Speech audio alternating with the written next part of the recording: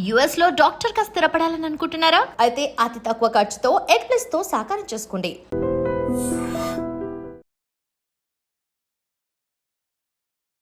Welcome to IT media.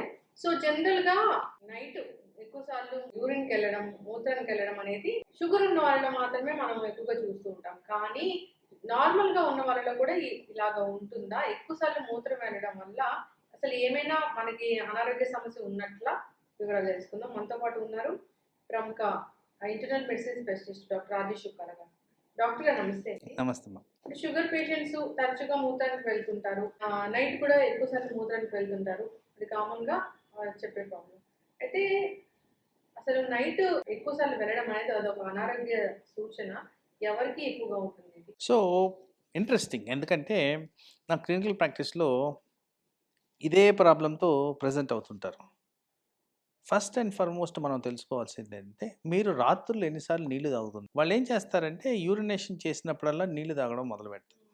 So general recommendation after 6 or 7 water intake తగ్గించుకోవడం మంచిది. పర్టికులర్గా aged people, elderly పీపుల్లో తగ్గించుకోవడం మంచిది. అండ్ మెన్లో. సో వీళ్ళకి ఏంటంటే ఆర్ ఎనీబడి వాటర్ తాగంగానే యూరిన్ రావడం సహజం. సో ఈ హ్యాబిట్ వల్ల ఫ్రీక్వెంట్గా యూరినేషన్ అనేది చేస్తూ ఉంటారు. దీనివల్ల స్లీప్ డిస్టర్బ్ అవుతుంది. సో ఫస్ట్ అనేది దీంట్లో ప్రాబ్లం హ్యాబిట్. ఆ హ్యాబిట్ని అరికెట్టుకోవడం మనం చాలా ఇంపార్టెంట్ ఇక్కడ. లేకపోతే లాంగ్ టర్మ్లో వేరే విధంగా బాడీ మీద హార్మ్ఫుల్ ఎఫెక్ట్స్ ఉంటాయి. తర్వాత నేను మెన్ గురించి మాట్లాడినప్పుడు న్యాచురల్ ఏజింగ్ ప్రాసెస్లో మెన్ అందరికీ కూడా ప్రాస్టేట్ కణం అనేది పెరుగుతూ వస్తుంది. ఆల్మోస్ట్ ఏజ్ వేరియేషన్స్ ఉండొచ్చు, బట్ వయసు పెరిగే క్రమంలో ఇది వస్తుంది. వీళ్ళందరికి కూడా ఫ్రీక్వెంట్ యూరినేషన్ వచ్చేదానికి ఛాన్స్ ఉంది. సో ఎప్పుడైతే యూరిన్ ఇట్లా ఫ్రీక్వెంట్గా వస్తుందో వీళ్ళల్లో యూరినరీ అబ్స్ట్రక్షన్ ఆర్ ఆ మూత్రం పోయే మార్గంలో సరిగ్గా ప్రవాహం లేనందువల్ల ఈ సమస్య ఏర్పడుతుంది. అబ్స్ట్రక్షన్ ఉన్నప్పుడు యూరినరీ ఇన్ఫెక్షన్స్ కూడా కామన్. ఇక్కడ మనం కోట్ చేసుకోవాల్సింది ఏంటంటే, విమెన్ పర్టికులర్గా వాటర్ తక్కువ తాగుతారు. అండ్ సోషల్ స్టిగ్మా వల్ల పర్టికులర్లీ వర్కింగ్ ఉమెన్ క్లాస్లో టాయిలెట్ యూటిలైజ్ చేయడం తక్కువగా చేస్తారు. వీళ్ళలో కూడా urinary tract infections very common. So ఇక్కడ మనం టాపిక్లో డయాబెటీస్ని ఎక్స్క్లూడ్ చేసాం. ఎక్స్క్లూడ్ చేసిన తర్వాత ఎందుకు వస్తుంది యూరినేషన్ అనేది మనం మాట్లాడుకోవాలి. సో ఈ రెండు కండిషన్స్లో కామన్ పాయింట్ యూరినరీ ఇన్ఫెక్షన్. ఎవరైతే నీళ్లు తక్కువ తాగుతారో ఇన్ జనరల్ వాళ్ళకి స్టోన్ ఫార్మేషన్ కెపాసిటీ అనేది పెరుగుద్ది. కిడ్నీ స్టోన్స్, యూరినరీ స్టోన్స్ ఉన్నప్పుడు మళ్ళీ యూరిన్ ఫ్రీక్వెంట్గా వచ్చేదానికి ఆస్కారం ఉంది. తర్వాత కొన్ని మెడికల్ కండిషన్, బ్లడ్ ప్రెషర్ సాధారణంగా ఫస్ట్ ఇన్స్టెన్స్లో హెడేక్, తల తిరగడమే కాకుండా ఫ్రీక్వెంట్ యూరినేషన్ కూడా ఒక సిమ్టమ్గా గ్రహించాల్సిన అవసరం. అదేవిధంగా హార్ట్ ఫెయిల్యూర్, ఎవరికైతే హార్ట్ సరిగ్గా పనిచేయదో వాళ్ళు కూడా నైట్ టైం యూరినేషన్కి గురవుతారు. Increased frequency. బీపీ ఉన్నా వెళ్తారు, హార్ట్ ఫెయిల్యూర్ ఉన్నా వెళ్తారు. తర్వాత కొన్ని పర్టికులర్ కండిషన్స్, ఎక్కడైతే నీళ్లు బాడీలో రీటైన్ అవుతావో మేము దాన్ని ఎడీమా అంటాం. సో ఆ ఎడీమా ఉన్నవాళ్ళు, ఎవరికైతే ఆ తత్వం ఉన్నవాళ్ళు, జనరల్గా లివర్ అండ్ కిడ్నీ డిజీజెస్లో ఇది జరుగుద్ది. సో ఆ తత్వం ఉన్నవాళ్ళు కూడా ఎక్కువ శాతం యూరినేషన్ చేయాల్సిన పరిస్థితులు ఏర్పడతాయి. అలాగే ఈ కండిషన్స్ అన్నిట్లో కూడా ఒక టైప్ ఆఫ్ మెడిసిన్ మేము డైయూరిటిక్స్ అంటాం. కామన్ మ్యాన్కి అర్థం కావాలంటే వాటర్ పిల్ అంటాం. ఈ వాటర్ పిల్ వాడినప్పుడు కూడా ఫ్రీక్వెన్సీ ఆఫ్ యూరినేషన్ జరుగుద్ది. అండ్ ఇక్కడ మనం గమనించుకోవాల్సింది ఏంటంటే, ఈ వాటర్ పిల్ని డ్యూరింగ్ ద డే టైం, జనరల్గా నా ప్రిస్క్రిప్షన్ ఎప్పుడు కూడా ఎర్లీ మార్నింగ్ అవర్స్లో తీసుకోండి అని చెప్తాను. టువర్డ్స్ ద ఈవినింగ్ కానీ అది ఆ ట్యాబ్లెట్ వేసుకునే పరిస్థితి వస్తే మీకు యూరినేషన్ ఎక్కువగా అయ్యేదానికి ఛాన్స్ ఉంది. సో ఇలా డిఫరెంట్ రీజన్స్తో మనకి యూరినేషన్ వచ్చేదానికి ఆస్కారం ఉంది. ఈ మధ్య కాలంలో ఎక్కువగా వెలుగులోకి వచ్చేది ఊబకాయానికి సంబంధించిన ఒబ్స్ట్రక్టివ్ స్లీప్ యాప్నియా. సో దీంట్లో కూడా కాళ్ళవాపులు ఎక్కువగా కనిపిస్తూ ఉంటాయి. ఈ కాళ్ళవాపుల కారణంగా పడుకోగానే మూత్రం అనేది ఎక్కువ ఫ్రీక్వెంట్గా రావడం అనేది కూడా గమనించడం జరుగుద్ది. సో వీళ్ళకి స్లీప్ స్టడీ చేసి అబ్స్ట్రక్టివ్ స్లీప్ యాప్నియా ఉందా లేదా అని నిర్ధారణ చేసి దానికి తగు చర్యలు తీసుకుంటే ఈ ప్రాబ్లము మనం సరిదిద్దుకోవచ్చు. స్లీప్ ఆప్నియా ఉన్నట్టే గురుకు వస్తుంది కదా, ఎస్, దానికి స్టడీ కూడా కావాలి డాక్టర్ గారు. స్లీప్ స్టడీ చేయాలి. స్లీప్ స్టడీ అంటే గురకబెట్టే ప్రతి ఒక్కరికి స్లీప్ యాప్నియా ఉందని కాదు. ఎవరికైతే oxygen carbon dioxide miss match ఉండి వాళ్ళు శ్వాస తీసుకునే న్యాచురల్ ప్రక్రియ జరగట్లేదు, అంటే ఇక్కడ జరగట్లేదంటే కొంతమంది శ్వాస తీసుకోవడం ఆగిపోతుంది. అవును, చాలా మంది గురక పెడుతూ చనిపోయిన వాళ్ళు మనం ఎస్, గురక వచ్చి. ఎస్, ఎందుకంటే అది హార్ట్ మీద బ్రెయిన్ మీద ఎఫెక్ట్స్ చూపిస్తుంది. కాబట్టి స్లీప్ స్టడీ చేసి నిర్ధారణ చేసి దానికి తగు చర్యలు వివిధ రకాల ట్రీట్మెంట్ అప్రోచెస్ ఉన్నాయి, అవి చేయొచ్చు.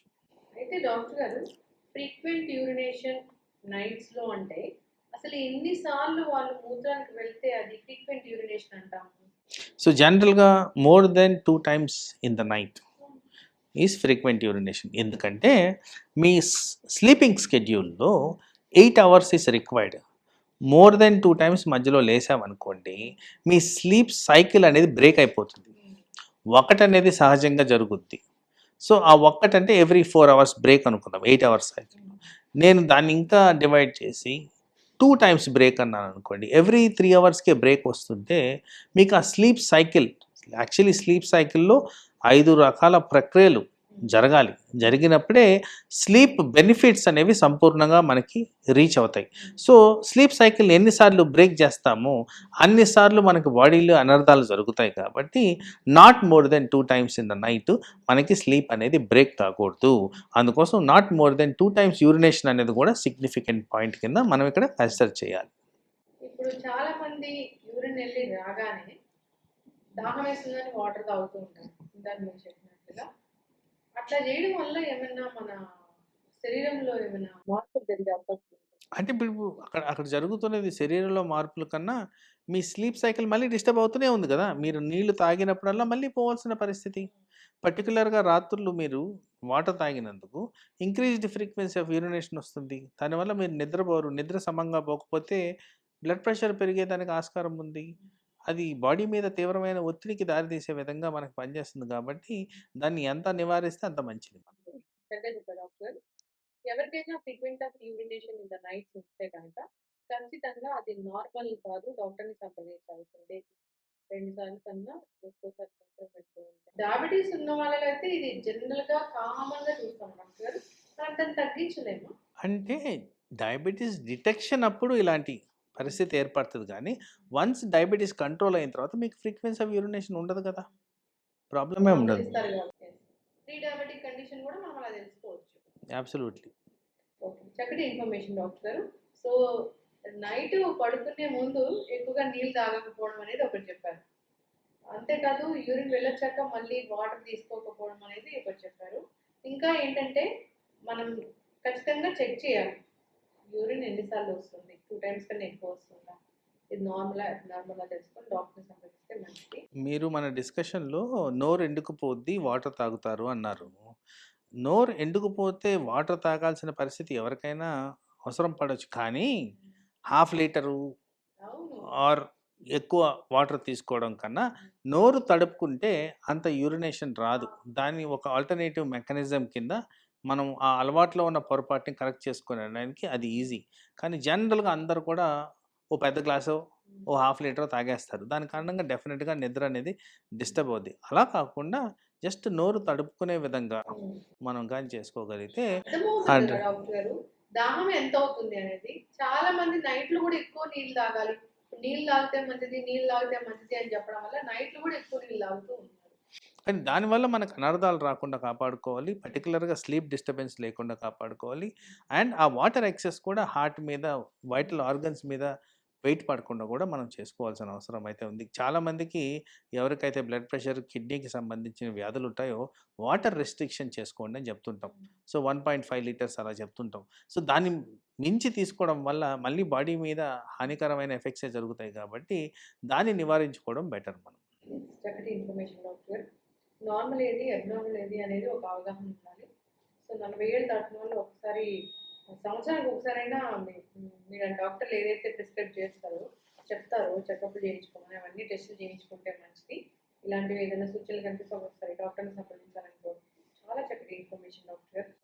నమస్తే. And for more videos, Please subscribe to iDream. Please subscribe to iDream. Please subscribe iDream. And please subscribe to iDream. For more videos, subscribe to iDream. please like, share, and subscribe to the channel. Congratulations, iDream. Subscribe to iDream. Subscribe to iDream. So, subscribe to iDream Media. iDream team andarki huge congratulations. Please subscribe iDream Media. Please subscribe to iDream. Subscribe iDream. Please subscribe to iDream. iDream అంటే నా కళల ఛానల్ను subscribe చేసుకున్న నోరు తిరుగుతలేదు, మీరైతే గంట గుర్తు కొట్టండి. For more such videos, please subscribe to iDream. Subscribe to iDream. Please subscribe to iDream. Please subscribe iDream Media. Please do subscribe to iDream. Please subscribe to iDream Media. For best entertainment and information, please subscribe iDream. And don't forget to subscribe to iDream.